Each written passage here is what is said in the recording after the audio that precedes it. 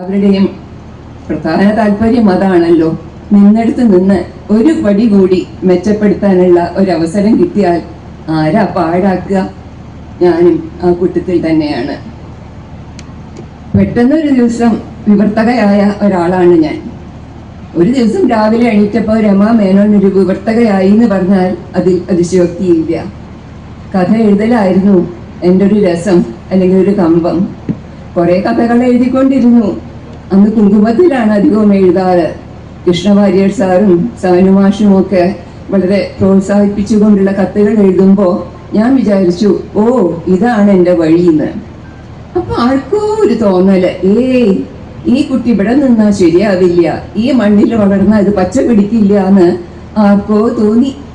ഒന്ന് മണ്ണ് മാറ്റി നടണമെന്ന് ആരാ വിചാരിച്ചതെന്ന് എനിക്കിപ്പോഴും അറിയാൻ വയ്യ. എന്തായാലും ഏതോ ഒരു വിരൽ